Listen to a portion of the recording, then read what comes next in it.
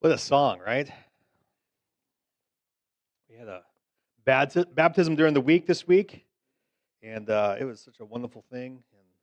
And that change that we just sung about, it's such an amazing thing to watch and witness and be a part of. And anytime that happens.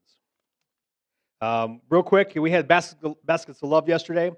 We served 149 people yesterday. It was a wet day. It was kind of wet and gloomy outside, but it was a great day inside. And it's just one of the things I've noticed the last couple of months that's really kind of amazing is we have more and more people who are that would come for food that have now become volunteers that come and help out on. And that's the only time we don't see them here on Sundays yet. We're working on that. We keep inviting them, but they just help. They want to help, and we just start getting more and more of those people helping. And it's such a beautiful thing to see that.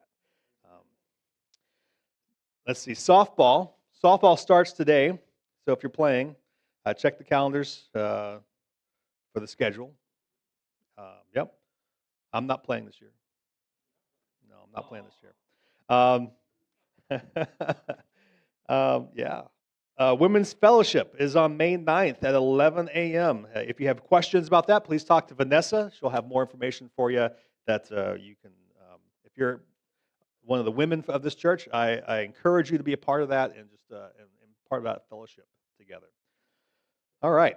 Well, I don't know about you, but as I've been studying First Peter, preparing for this series, I'm finding that I really love the series that we're in. I'm kind of digging it, right? And I'm hoping that you are able to dive into these passages during the weeks as well, and just really kind of looking at those with your own eyes, not just here on Sunday what I'm teaching you, because I think God has a lot to tell us with these passages. And I remember studying through First Peter through when I was in my school doing my schooling, and I think it is a book of the Bible that really it should be taught to the kids, right? It has a lot of good information. The youth group should be hearing the stuff, and it builds up an understanding early in life about who we were meant to be as Christians. And I would say the verse that we were in last week, it was a very powerful verse, and I loved it. And it just feels like we're about to make a switch though here with what we're talking about. So just hang on tight, because we're going to be turning a corner real quick. And chapter 2, verse 9 says, and I think you know this, you are a chosen people, right? You are a chosen people. You're the people of God. You're a royal priesthood.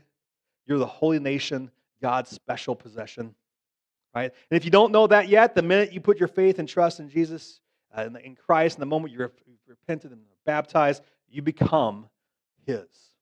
You are His. He loves you, and He made you, and He formed you. There's nothing like it. There's nothing like it. You're the people of God, filled with the presence of God, surrounded by a bunch of people who just don't understand in this world, who think we are crazy to believe and give our lives to Jesus. That we fully and completely believe that we do have a king. We have a king named Jesus. But we've got the grace of God on our side, and we're all right, no matter what this world puts towards us. Like we've got this, right? No matter the challenges that come our way. And I think if Peter I think he wants us just to lean into that and say to us, but would also, he'd say this, I would also say it's like this, and I think you know this. But Peter, when he writes First Peter, everyone's been kind of waiting to hear from Peter, right? Everyone's been waiting to hear from Peter. Like he's the guy who got up on the day of Pentecost. He was preaching, right? He preached the message that everyone knows, and he's the one that walked on water, right? And he's the one that was the first to say, "I believe you're the Christ." And since Pentecost, we heard some stories about him in Acts, but the church at this point really hasn't heard a lot from Peter, the overall church, right? And so Peter, you can almost tell he's a little nervous, because I don't know if you knew this, but First Peter, he decided to grab this. He grabbed this guy to help him write this letter. I don't know if you knew this. First Peter is literally the most elegant Greek written letter in all of the New Testament. Right? It's very, very, very elegant, and you can almost tell he's like, man, okay, I got a word for the church, but I need some help because I'm a fisherman and I don't know how to write these things well. And so he goes and gets some help. He says, I need someone to help me write this. And so I want to just craft exactly what I want to say to them. And so he just sits down and he just unpacks his heart in this letter. And then it's a very strategic way he wrote this letter. And so today what we're going to do is we're going to lean into this first things first, right? He's like, hey, I want you to know who you are. First things first, this is who you are as Christians. Like, you've got to know who you are to make any of this count, to make any of this like be understood. And you are His. That's who you are. You're His. But then He's going to take a turn where we're here to make that turn today. And He's going to say, you're His people so that, and that word there's that word, that you may declare the praises of Him who called you out of darkness and into His wonderful light. And he's about to make a shift here, and he's about to make a change, and he says, I want to remind you of who you are, and now I want you to start fanning the flames of just what's been put inside of you. You have a light of Christ, the light of Christ inside of you. You have the radiance of God inside of you. And I want what has come to you to start moving through you. I know who you are, but I know more than just who you are. I know what you were made for. And so Peter just leans in. He leans into this moment. He just says, man, I want to help you. I want to help you realize this potential. I want you to help you be the kind of radiant believers you were made to be for God. And when people are just in your life, it's that you're not even trying really. Like people are just like these other in the world, like if you have friends that are just in your life. But when you're in their life, it's just by knowing who you are, the people around you just start coming to Christ. You have to be in their life. And so here's what he says. Verse 11, he says, Dear friends, I urge you as foreigners and exiles to abstain from sinful desires which wage war against your soul. And he's been talking about some specific ones, communal sins, because he's more concerned about the community of God than he is about the individual stuff. But not that doesn't count, but he's decided to focus on certain sins. Most likely because contextually they matter to the people who are receiving this letter the most. Okay, and then he says there's going to be some others, and we're going to talk about some other desires that we've got to get rid of, which wage war against your soul. Live such good lives among the pagans. Now, pagans for you, if you didn't grow up in the church, or maybe you don't know that word, pagans isn't what you've seen in the movies. Okay, just ignore what the movies and things pop culture tells you about pagans. Pagans to this society just means people that worship other stuff than Jesus. Okay, if they don't worship Jesus, they're pagans. And so, just anybody that's not just worshiping Jesus, they're worshiping other stuff.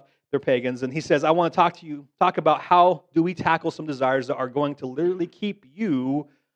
I'm going to say it like this: keep you from making the impact that you were made for. Okay.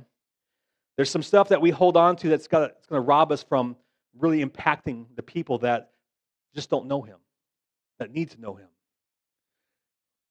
They just don't know Him. And that though they accuse you of wrongdoing, they may see your good deeds. And when they see you, they see what you're made of, and they see what's in you, that they would glorify God on the day He visits. So we're going to kind of unpack a little bit, and I'm going to be trying to be really clear with all this stuff. And I want to unpack 3 specific desires that a lot of us have. And those desires can really shipwreck or impact our impact on people and watching people come to Christ in their lives. And that's really important, right? That's who we want to be reaching, people, and impact their lives. And so we don't want to hinder ourselves from making that impact. And Peter just says, man, listen, I want you to live in such a way that there's just this radiance about you. That just people can't ignore the radiance. And so we're going to dive into that. And I'm going to kind of talk about the first desire we need to wage war against in order to step into those radiant lives we're made for. And the first thing we got to the kill is this little thing called desire to control. Now, as I thought about that, I thought, none of my people here have a control issue, do we? We don't have a control issue. So I don't know. I don't even know how to start, right? Because no one has that problem. And so I just want to give you a little bit of a list that you can identify in other people, okay? It's not you. It's other people. You know what I'm saying. So let me just say it like this. Like if you've seen somebody rearrange the dishwasher after someone else loaded it, I'm not saying. If you walked into someone else's house, and you can't help but rearrange their pillows on their couch, straighten them up, or there are pictures in the hallway because it might be a little bit crooked. You know what I'm saying? This is, I know it sounds crazy. I mean, you're like, what are you talking about? Right? There's nothing with that. If your family knows you are the thermostat Nazi, right? Like if regularly you go through the house and they hear you say, "Who touched the thermostat?" You might have issues. Okay, maybe. If you have imaginary fights, right? Like if you're sitting there folding laundry and you're just telling the laundry who's boss, right? You're going to fold like, I'm going to win this fight. This shirt seam is going to match the other shirt seam, and it's going to be folded perfectly, right? Um, I'll be honest with you. In the military, we use, I hate to admit this, we used rulers, right? You had to measure, they had to be exact because they'd take a ruler out and measure your shirts and your underwear and your pants. They had to be exact. So there's some, maybe I have a little tendency to do that. I have a little fight with the laundry sometimes. Like it irritates me when you wash them and they get a little stretched, and so they don't line up. They're crooked lines. The seams it bothers me. We don't go on that. We don't need to go on that anymore. And then some of you are like, well, maybe I don't think I deal with control issues. I don't control issues. And you're like, I give people options. I don't control. I give people options. I'm like, well, it's up to you. We could go wherever you want to go for lunch. I give them options. Let's just go somewhere. Why don't you choose where we're going to go today? Like, why don't you just choose? And we go to this place or this place. Doesn't matter. This place is closer, right? This place is closer, but we can go anywhere. This place it's a little cleaner too, right? I like this restaurant a little bit better because it's a little cleaner lobby area. The service is always better at this other location too, and the food's better, and the parking, you can't, there's always a spot to park, but you just make whatever choice you want, wherever you want to go, whatever logical decision that you can make. But we don't have to go there, even though it's the better place. That's not control, is it? No. And for a group of people who love control, and we're not the only ones, right? I would just say Peter leans in and he says something crazy. Like he says something so crazy that if you don't know Peter's heart, if you don't know where he's going, it doesn't really make a lot of sense. And he leans into this in verse 13. He says, "So here's what I need you to do. I need you to submit yourselves for the Lord's sake to every human authority." Like, whoa, time out, Peter. Hang on. Like, I got a list of reasons we shouldn't trust them. Like, they're not capable, they're not good men, they're not good women. He says, I know this is going to sound crazy, but I need you to submit yourselves for the Lord's sake. It isn't for you, right? This isn't for you. This is for the Lord. The glory of the Lord is at stake here. And I want you to submit to every human authority, for it's God's will that by doing so, you should silence the ignorant talk of foolish people. Verse 17, I need you to show proper respect to everyone. I need you to love the family of believers, fear God, honor the emperor. And he's just saying this crazy thing, right? You think about that time period, it was even crazier than now, probably, to say something like this. And so I got to be honest, what does control look like? Well, I can just tell you this. Let me just take you on this little journey. This is my journey, part of my journey. And so I kind of had this season of life back. It's been a few years now before I became pastor here at North Lakes, and it just seemed it's been a while. And this season where I was waking up and I would wake up in the morning and I can't explain. I just felt sad, right? I just had a time period where I just felt sad, and I didn't know why. And if you know me, I'm not a sad guy, right? I was just sad, and so it was kind of constant. And after talking to my wife, decided to seek advice and went to a counselor and found a good Christian counselor to speak to. And through my time with him, I found that I'm a pretty proficient mason worker. Okay, I was able to build walls up of protection. Right, you got to protect myself, control the walls, control the things. So I felt good, but it was making sadness in me because I wasn't being open. I wasn't being who I should be. And the big thing I had to work through was giving up the control of that, right? And letting the walls down and let Jesus take the wheel of my life and not try to control the risk I was taking with emotions. And it wasn't easy and it wasn't fast and there was difficult times in there. And what I found interesting is that once I kind of got through that stage of my life, God moved me into the position I am in now, right, as a pastor. He's kind of like wanted to get me through that part of my life. And it's as if God knew what I needed to go through to let me be who he needed me to be. It's amazing how God works that way when you look backwards. And I was listening to another pastor tell kind of a similar story of feeling sad, and he finally went to a counselor. And I like it because his story resonates with me and what I went through, and to a point still go through. Right, the counselor that was recommended he was out of town, and so the pastor's name was Matt, and him and his wife went on a little trip and stayed at a hotel, make a little vacation out of it. And the next morning, he gets up and leaves for this meeting with the counselor. And like it's about 15 minutes from the hotel, and he calls his wife and was like, "Hey, I need your help. I need your help." And she's like, "Well, what's up?" And he's like, "Well, so if I finish this meeting with this guy, finish this statement for me, babe." He goes, If I finish the meeting with this guy and I don't deal with blank, you'll be sad for me." And she's like, "Oh, yeah, I don't know. I don't think I have anything to add to that." And he's like, "Well, yeah, I don't either."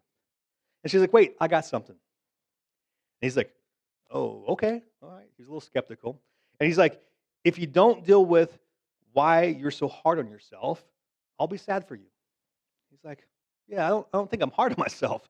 And he thought that to himself. He probably should have asked her ahead of time, so that that's probably good advice. And he goes, and I want to read this to you here, how this meeting went, how he described it. It's very interesting. So he went in and he met with this counselor, and the counselor is sitting there, and he's like, "Matt, it's good to see you." And Matt was like, "Good to see you." And he's like, "Hey, we normally start with this thing." And Matt's like, "Okay." And he's like, "But we're going to start with this thing instead." And Matt's like, "Okay, sure, whatever." And he's like, "Because I'm praying about it. I was praying about this counselor." And he says, "I just feel like God gave me like where we should start with this process." And Matt was like, "Okay, I'm all ears, man. I'm here. That's why I'm here." And the counselor was like, "We're supposed to start with why you're so hard on yourself." And Matt was like, "Come on, man. Really? Did you talk to my wife?" And so the counselor breaks out Matthew 6. And he starts reading, "Therefore I tell you, don't worry about your life or what you're going to eat or drink, or about your body or about what you're going to wear. Is life not more than food? Is the body not more than clothes? Can any of you, by worrying, add a single hour to your day, to your life? But seek first his kingdom and his righteousness, and all these things will be given to you as well. Therefore don't worry about tomorrow, for tomorrow is going to worry about itself. Each day has enough trouble of its own."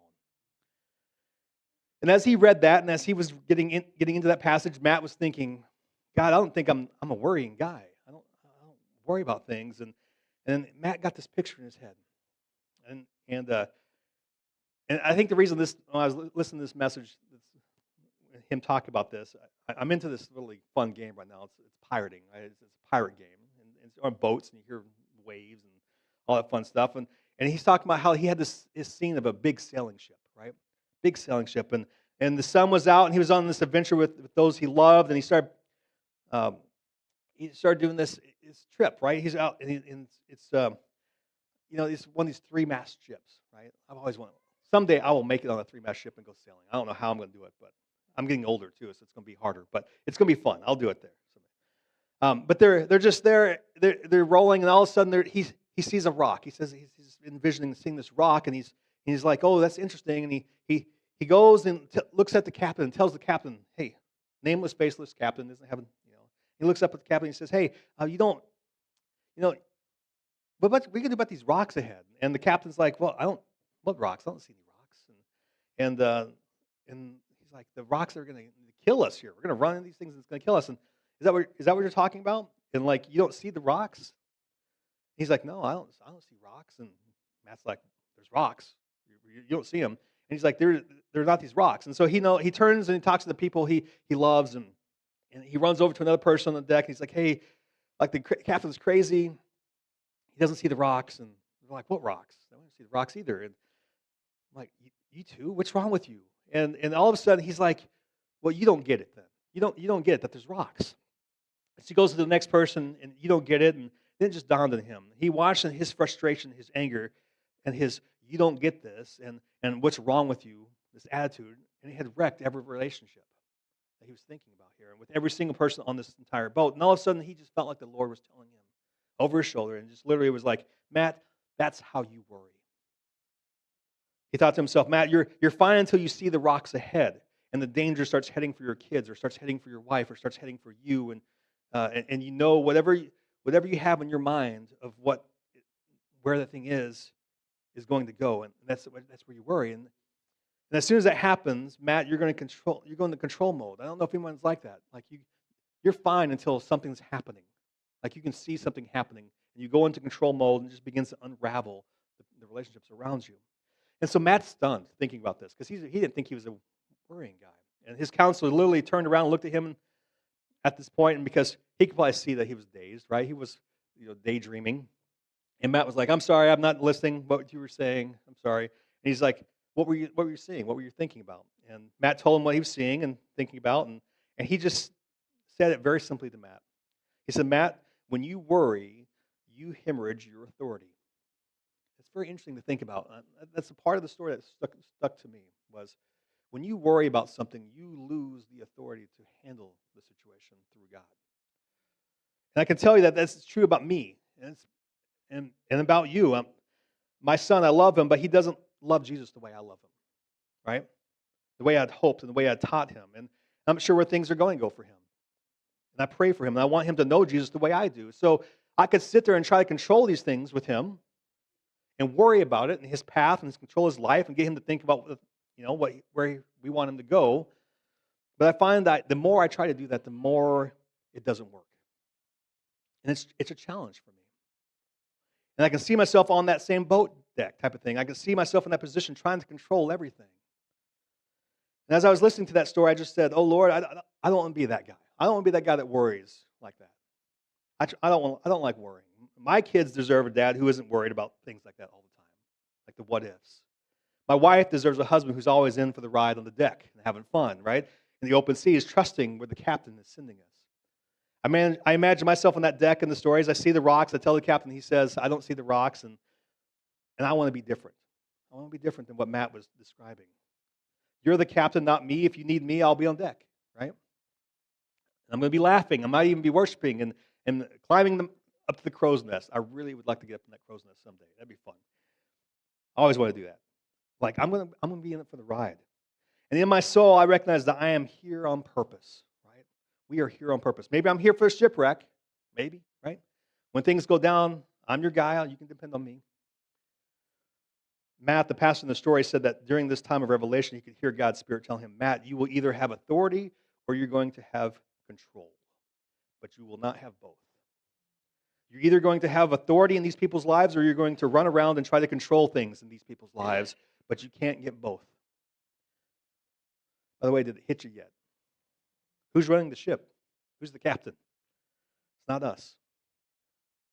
If he is in control of the ship, if it's a shipwreck, he's going to be with us the whole time, right? It'll be exactly what we need, what I need, what you need. We have to get, we've got to take our white knuckles off the control wheel and let him do what only he can do. And I just want to say, here's how the battle against the desire to control, here's how the battle against it here. And I think Peter would say this, you've got to open your hands, all right? Open your hands, let go, right? You've got to let your white knuckle grip off those things that you want to control because you're just afraid of where it's going to go, right? And I think the Lord would say to you that the same way that he would say to me and that he said to Matt, you will either have authority or control, but you will not have both. The second thing we desire, the second desire that we need to war against in order to step into the radiant lives we were made for is just this desire to drift. We got any drifters in the room? Anybody? Any drifters? Like I'm one of those guys that when my wife says, "Hey babe, can you empty the dishwasher?" I'm like, "Yeah, I got you. I can do this." And then I get into something, and like 20 minutes later, she finds me, and she says, "You didn't empty the dishwasher yet." I'm like, "Yeah, oh yeah, I'm getting to that. I promise." Yeah. And I would say it like this: we're not bad people drifting, right? But I would say we are distracted people. We get distracted pretty easy, and that desire to drift, the desire to just kind of go with things where they're going. Drifting, by definition, is very simply this: it is the deviation of an object from its intended or expected course as a result of currents or winds, right? And this was so true. This is so true in Rome and the Greco-Roman world that Peter is writing it at this moment. That this is important. This is what's happening. Um, this is they never had so many competing messages, competing value systems with the gospel at this time. In the Greco-Roman world, suffering was kind of shameful, right? So they were like, I mean, you could suffer, but if you just man up, right? Because you don't want to be shamed. What if you just powered up, right? Powered up. Honor for them came from power and public success. It was a deeply political and like socially savvy world. If you read Suetonius, who is the historian that kind of gave us like the gossip at the time, right? Who was the gossip columnist. You would just hear how many messages about how to build your business and build your brand, and you got to do this and you got to do that. And so success was coming this way, and this is how you rise, and anybody can rise, and let's go, let's do it, right? Like, caffeine, you get the caffeine flowing through you, let's go. By the way, it's been a rough week in the Rhodes house. My daughter had been sick last weekend, and she was kind of sick throughout the most of the week here. And I'm a loving father. I'm a loving father, and I gave up my spot in my bed for my daughter to sleep with my wife, so that she can, feel the love of her mom next to her, and so she felt comfortable and not afraid. So I was a nomadic sleeper this week. Yeah, which translates to not getting a lot of sleep. Let me just say that. Being a nomadic sleeper, trying to find different spots in the house to sleep comfortably, it doesn't really work. One of the mornings I was really feeling out of sorts. I had a cup of coffee, and I felt like it just really didn't make a difference, right? Sometimes coffee just doesn't wake you up, and I wasn't fully thinking, and I made the mistake of drinking a Celsius. I don't know if you ever had a Celsius drink, but they have like 200 milligrams of caffeine in them. And I'd already had a cup of coffee, and that wasn't really a bright idea. Let me just say, I was really charged up to go for the rest of the day. I was going. I was like shaking. I was like, "Oh yeah!" And that's how I feel sometimes, right? Like let's get things going. Let's go. Right? You just have to. You're just power. Let's get this moving. Do whatever it takes to make it happen.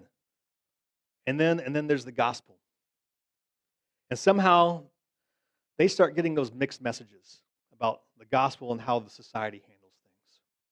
And it was just starting to feel like like plan A for the gospel looks a lot like your best life and powering up life. And all of a sudden you start seeing people with so many different messages, and the Christians with Christian-like slogans and things like that. And we've got our causes and we got our camps, and they got bumper stickers, but we're not making an impact for Christ. Like, how long has it been since somebody came to Christ in your everyday life? When was the last time you had someone in your everyday life come to Christ? But we may have a bumper sticker in the back of our car. And we have our definite causes, and we have our camps. We drift away from our intent. Our intent was that we would declare the praises of the one who called us out of darkness into his wonderful light. And Peter says, hey, listen, I don't want you to drift. I don't want you to buy into any of these extra things about who Christians are. I think we're going to be crystal clear in this. I want you to fix your eyes on Jesus. And he said already, live such good lives among the pagans that they can see your good deeds and glorify God on the day he visits. And pagan sounds a lot like those people out there, right? That don't know Christ. But I'll make this real for you. Pagan is, let me phrase it for you, your friend that you go to work with is a pagan. They doesn't know Christ. They're a pagan. They don't know, they haven't trusted Christ yet in their life. They're pagan. Your son that is distant from the faith is a pagan. Your daughter that's just walking away and just doesn't know him. Your husband that you long for him to know Christ. Not like just show up and be moral, be a moral person, be a good person, but you know that he doesn't know, and something. It's like this burning passion for him to really know and be a man, be the man he was meant to be by God. Or a husband over a wife, and she's been so riddled with things, and she's so sidelined that she can't even really see what she's been made for anymore. And you're longing for that radiance of Christ in her life. And he said, I want to talk about that because the only way to get that is to fix your eyes on Jesus. We have to do it. I mean, you're going to have to go back. He's the image of the invisible God. Jesus clarifies so many things for us. There's so many people that always want to talk about the character of God in the Old Testament. It's great. It's great to go back to the Old Testament and look it up and see those things. I'm like, that's a great conversation, but here's the thing. All you have to do is fast forward to Jesus because he is the image of the invisible. He is God made flesh. And I just want to ask, if you have questions there, go to Jesus and say, how does he feel about the poor? How does he care? What does he think about slavery? The fact that the people that actually study him, every abolitionist movement that ever happened came from looking at Jesus because of who Jesus is and what he means and what he stands for. And how does he treat women? What does he think about life? How does he value things? Is he vengeful? Is he gracious? Is he kind? Jesus is the answer to clarify the Old Testament for you. He's also the picture moving forward that we can all hang on to. It's like, so how are we supposed to treat people? And what's that supposed to look like? And how do we walk? And how do we breathe? And how do we live in this world with pagans around us? Fix your eyes on Jesus. What did he do? How did he treat people? How did he speak? How did he live? How did he love? And when you fix your eyes on Jesus, it just cuts through all the junk. And it just gets you to the heart of what really changes people. And he gives you examples. He says, okay, some of you, and this is him trying to lead literally here. He's trying to help people who came to Christ, but now all of a sudden they're political leaders in society and the people above them. And for some of them, they were slaves and they had slave masters that they didn't know Christ. And something there is like this burning passion in the early church, right, is growing. And it's like, I know I'm a slave and I know I just came to Christ, but I'm dying for my master to know Christ. I'll do anything for him to know Christ. It's a beautiful thing to think about. So if you read this as a social commentary about Jesus, how Jesus feels about this, that's not what this is for. That's not what this is about. This is for a group of people that said, here's where I am, here's where God places me, and I want them to know Christ. Help me with that. How do I reach them? And so he just says, to this you were called. Yeah, you were planted right where you are for a purpose. To this you were called because Christ suffered for you, leaving you an example that you should follow in his steps. He committed no sin and no deceit was found in his mouth. He didn't badmouth people. He didn't tear people down when they hurled their insults at him. He didn't retaliate. When he suffered, he didn't make threats. He entrusted himself to the one who judges justly. There's a group of people, the Moravians. Did I say that right? I think I did. Moravians? Yeah, Moravians. There we go. And they're kind of like the early missionaries back 1700s. They just impacted the world greatly. And there's a group that really wanted to impact the West Indies. The West Indies were like the slave trade capital of the world at the time. And the Moravians were like, they've got to know Christ.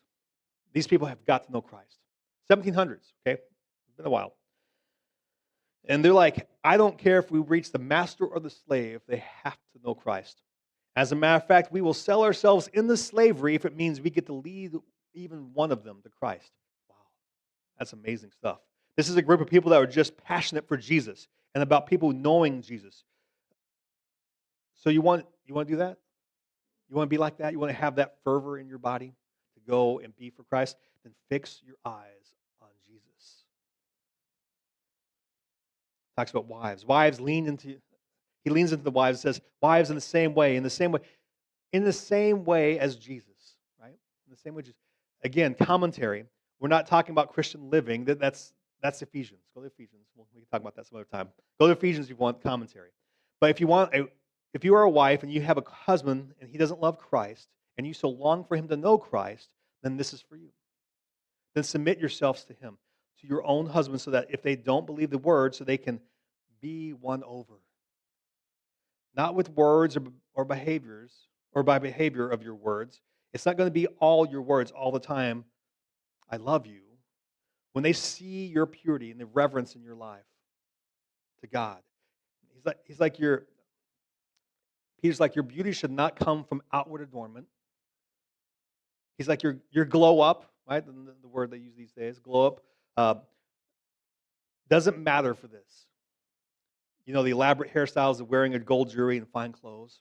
Rather, he just points to the radiant parts. Rather, it should be that your inner self, that unfading beauty of gentle and quiet spirit, which is a great worth in God's sight. And Peter just says, you do that, and I'm telling you, it's so radiant, it's so hard to resist. Like, that's like Christ. That's being like Christ. Husbands, in the same way as Jesus. And again, this is not a social commentary on different things, but you'll notice there's a word missing. Submit is missing here. Why? Why is submit missing here? That's a big, people like to bring it up. Because 99.9% of historical men were already in charge of wives at this point, right? And so what he says to them needs to be different than what he was saying to the ones who were under them. And so he says to them, husbands, in the same way as who? Jesus. Be considerate as you live with your wives and treat them with respect as the weaker partner, as heirs with you of the gracious gift of life, so that nothing will hinder your prayers. You see the word weaker partner, and again, don't hear the commentary on how Jesus thinks you're a weaker partner. That's not it. He is simply speaking to men trying to elicit something in them and say, hey, this wife that you have right now in this world that you live in, where you could, because of your position, demand she show up. You could demand her to read, demand her to change. You can have ownership over her. You can control her. He said, your job is not to do that.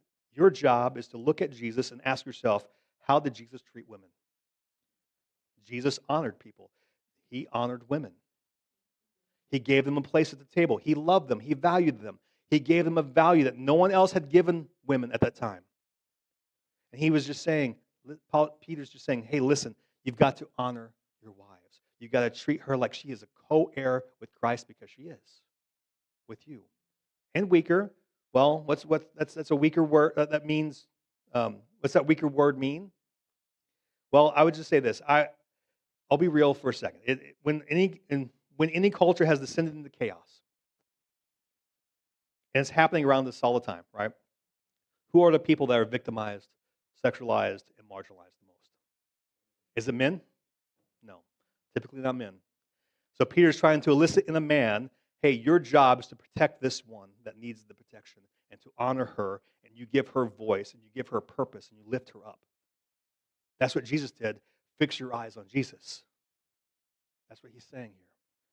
Peter just says, you want to have authority in people's life, it's not going to be a bunch of words and moral standards. It's to tell them this and a little hint on how you can get better. He's like, it's going to be when you lay your life down for them. That's when you make a difference. And you pray for people, and you love people, and you sacrifice for people, and you see people, and you respond to them like Jesus. That's when you start making a difference. When that happens, people change. The third desire we have to wage war against in order to step into the radiant lives we were made for is just that desire to curse. Now, desire to curse, and I'm not getting on to, the people at the golf course, right? If you've ever been golfing, it's pretty prevalent, right? That's not what I'm talking about here. Although if you cuss less, more people will come to Jesus, I promise. I'm just kidding. Here's what I mean. That word curse is what happens. And this happens all the time in cultures when you become a Christian, and then all of a sudden there's this enemy. And we're the good guys, and all of a sudden we get overwhelmed, and it just feels so dark, and everything feels so crazy, and the politics are going weird, and the laws are going crazy, and it just elicits something inside of us. And Peter says, listen, I know that you just want to curse, you want to tear down. If we could just get them out of the power. You want to take people and you want to make them the enemy, and then you want to just berate them, and you want to fight them, and you want to be against them. And it's like cursing has a posture. Okay, that's what we're talking about. It's cursing. Cursing builds a crowd, but Peter says, but don't miss out on the fact that some of them are people, and they don't know Jesus. They don't know what they're doing right now. And so Peter leans in 1 Peter 3. He just says, finally, all of you who have got to be like-minded. Like who? Like each other like-minded? No. like-minded like Jesus. And he loves them, these people, the pagans, right? He loves them. I know they feel like the enemy, those who are against us as Christians, but he loves them. And we need to remember that he loves them. And we need to love them. He died for them, just as much as he died for us. And we have to remember that. He says, be sympathetic. How? Remember who you were before Christ? Be sympathetic. Has God recently reminded you, because we can all be idiots, right? Who you would be without Christ? How your life would be without him? Be sympathetic. Love each other. Be compassionate. Be humble. Don't repay evil with evil or insult with insult. On the contrary, repay evil with blessing, because this is who you're called to be. Because that's when you bless others. That's how you bless others. That when you really inherit, that's when you really inherit the blessing. The blessing of what? The blessing of partnering with God and doing what he cares about most. What do you think those crowns up in heaven that we put down at his feet one day are? They're those jewels in the crown. It's not just what we did and our accomplishments in this world. No. It's going to be the people that we reach for him. I promise you that I will treasure in heaven. Our treasure in heaven will be the people that were in our lives that saw Christ because of us. It will be the greatest joy and the greatest honor in my life that I got to be a part of them finding home, finding a North Star, finding Christ. There will be nothing more valuable to me, nothing. And it shouldn't be that way. It shouldn't be any different here now. And he says, you want to taste that? Stop making enemies of people. Bless them. You've got a husband or wife or a man, or you just resort to word. I wrote that wrong, sorry. You've got a husband or a wife, and you're just resorting to words, and you're just frustrated, and you run around the deck opening your hands. Just keep your hands tight on things. Just open your hands up and let Jesus take it. The amount of times I keep trying to close them again because I think if I can just control it, then they'll change, right? That's the number one problem in marriages, is trying to control each other, how they're feeling, how they're handling the situation. I want them to be like this. Let go. Don't do that. Love them. Let God handle the situation. Let God control the ship. That's not how people change. We can't make people change by holding on to our control. It's when we open our hands and say, God, I trust you in this situation. I trust you in this moment. It's not when we're like just trying to get, we're just trying to get blessing box verses on the wall, right? And live our best Christian life. It's when we see people, we love people, and we act like Jesus to those people. People don't change because of facts. People change because they're loved. We lean in and then we just be a blessing to them. I promise you, every room Jesus ever walked into was a better room because he was there. Is that true of you? When people are in your presence, do they get the words of God? When they see your eyes, do they feel like they feel like Jesus is looking at them? When that person cuts you off on the road, do they see Jesus in your eyes looking back at them? Because your eyes are so compassionate and so kind and so understanding and so aware, and they're listening eyes. Be a blessing to people. The last thing Jesus did before he left this planet, when he ascended into the clouds, was just bless people. It's just in his heart, right? And he just wants to bless people. He wants them to know who they are and that he loves them, and know that there's grace available and power available. And he just loves to bless. The Roman Empire is about to be rocked, not by Christian strategies and hyper-discipline and productivity and Christian morality. It's not what happens. That's not what brought an empire to its knees. Literally, it was a group of people that were just committed to the extravagant love and sacrifice and kindness and faithfulness of the cross. Be a blessing. Be a blessing. Humbly be a blessing to those around us. Let's just pry those white-knuckled hands off. Fix your eyes on Jesus. If it's been a long time since you've read about Jesus, go back. Read about Jesus, about what he did and why he did it. Because, church family, you are a chosen priesthood. You are a chosen people. You are a holy nation. You are God's special possession. He loves you. And he has called you to that. You would declare the praises of him who called you out of darkness and into radiant glory. Radiant, glorious light. Let's pray. Dear Heavenly Father, we thank you for the purpose you have given us. Lord, we ask that you bless us and help us not to lose sight of Jesus. Help us to keep our eyes fixed on him. In this crazy world we live in, there's a lot of fighting and back and forth, a lot of hatred. Help us to be the shining, radiant example of Jesus that doesn't do that loves people, even when they don't love us back. Help us to be so radiant that it's undeniable of who Jesus is. And Lord, help us to have the heart for the people that aren't in this room, that do not know Jesus as their Savior, our true King.